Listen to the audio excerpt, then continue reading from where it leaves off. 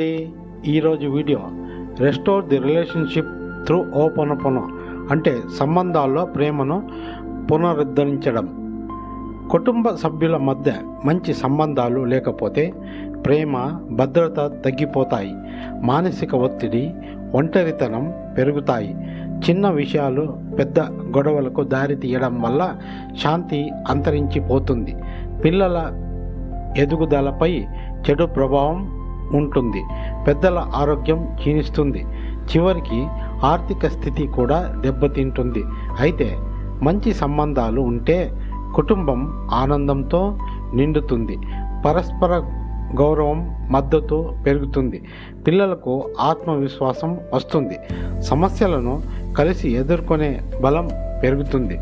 కుటుంబం ప్రేమే నిజమైన ధన సంపద. మనలోకి భయాలు, కోపాలు, బాధలు వంటి నెగిటివ్ భావనలు వెనుకటి జీవిత అనుభవాల డేటాలా మనకు తెలియకుండానే చేరి ఉంటాయి. ఈ డేటా వల్ల మన ఆత్మశుద్ధిని కోల్పోయి మనము సమస్యలను ఎదుర్కొంటున్నాము. ఇందుకు గాను ఈ ఎపిసోడ్ను ఒక సన్న కథ ద్వారా ప్రారంభిస్తున్నాను. దయచేసి వీడియోను ఎక్కడ స్కిప్ చేయకుండా చూడండి. బ్రహ్మాండంగా ఉంది. ఒక చిన్న గ్రామంలో పృథ్వీ అనే యువకుడు ఉండేవాడు. పృథ్వీకి తన తండ్రితో సంబంధం చాలా బాగుండేది. కానీ పెద్దయ్యాక చదువుల కోసం పృథ్వీ నగరానికి వెళ్ళాడు. కాలం గడుస్తూ తండ్రికి పృథ్వీ మధ్య దూరం పెరిగింది. చిన్న చిన్న మాటలతో గొడవలు, అపార్థాలు జరుగుతుండేవి. ఒకరోజు పృథ్వీకి తెలిసింది తన తండ్రి మారలేదని, తాను మారిపోయానని. తన మనసులో చేరిపోయిన చిన్న బాధలు, కోపాలు తండ్రిని దూరం చేస్తుండేవి. నగరంలో చదువుతున్న తన ప్రాధ్యాపకుల ద్వారా తెలిసి వచ్చను తను ఎక్కడ తప్పు చేస్తున్నాను అని. మరి ఆ తప్పులను ఓపెన్ ద్వారా ఎలా సర్దిద్దుకోవాలోనని ఆ రోజు నుంచి పృథ్వీ తన లోపలి బాధను శుభ్రం చేయడం మొదలుపెట్టను. ఈ 4 మాటలతో: క్షమించండి, దయచేసి నన్ను క్షమించండి, నేను నిన్ను ప్రేమిస్తున్నాను, ధన్యవాదములు. కొన్ని రోజుల్లోనే పృథ్వీకి మార్పు కనిపించింది. తన తండ్రిని చూస్తే ఇప్పుడు కోపం కాదు, ప్రేమ కనిపించింది. వాళ్ళ సంబంధం మళ్ళీ మరింత బలమైనది. ఈ మార్పు ఎలా వచ్చిందో తెలుసుకోవాలా? ఇదే DICC అంటే data inspired consciousness cleaning. Data ప్రేరిత చైతన్య శుద్ధికి సంక్షిప్త రూపం. జీవితంలో సంబంధాలు మన జీవితానికి ఊపిరి లాంటివి. కానీ అప్పుడప్పుడు చిన్న మర్చిపోలేని సంబంధాలు మన హృదయాన్ని గాయపరుస్తుంటాయి. ఈ బాధలు, కోపాలు ఎందుకు కలుగుతాయి? ఎలా శాశ్వతంగా పరిష్కరించుకోవాలి? DICC అనే అద్భుతమైన ఫార్ములా ఎలా మన జీవితాన్ని ప్రేమతో నింపుతుందో ఇప్పుడు తెలుసుకుందాం. సంబంధాలలో సమస్యలు ఎలా వస్తాయి? మనం పుట్టినప్పటి నుండి 7 సంవత్సరాల వరకు చిన్ననాటి జ్ఞాపకాలు, బాధలు, అవమానాలు మన అవచేతనంలో డేటాగా నిలిచి ఉంటాయి.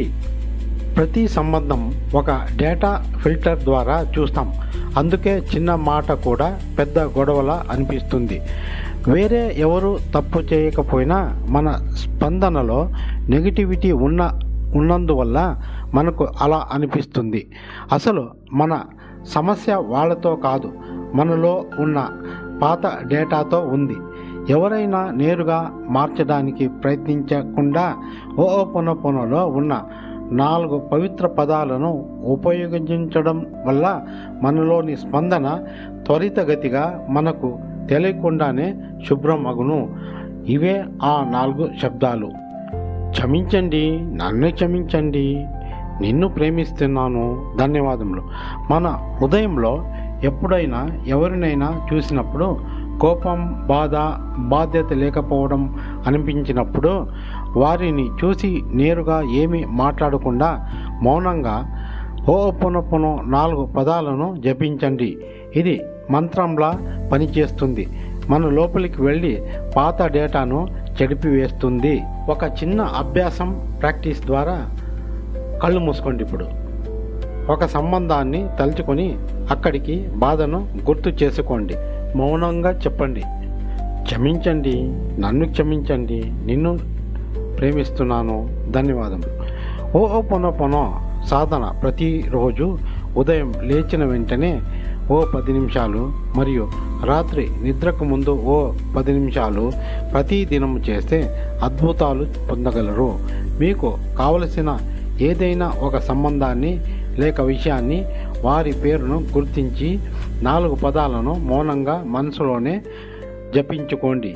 మీరు ప్రత్యక్షంగా వాళ్ళతో మాట్లాడకపోయినా ఆ సంబంధాలు మధురమవుతాయి. దీన్ని 30 రోజులు క్రమంగా చేయండి.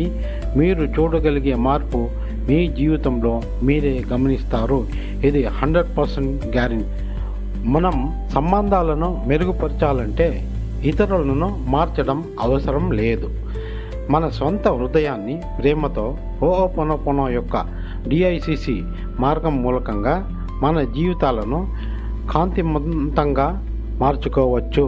చివరికి గుర్తుపెట్టుకోండి, క్షమించండి, నన్ను క్షమించండి, నిన్ను ప్రేమిస్తున్నాను, ధన్యవాదములు. ఈ పదాలను ప్రతిరోజు మౌనంగా జపించండి. మీ ప్రపంచం మారిపోతుంది. ఈ వీడియో నచ్చితే లైక్ చేయండి, షేర్ చేయండి, కామెంట్ చేయండి.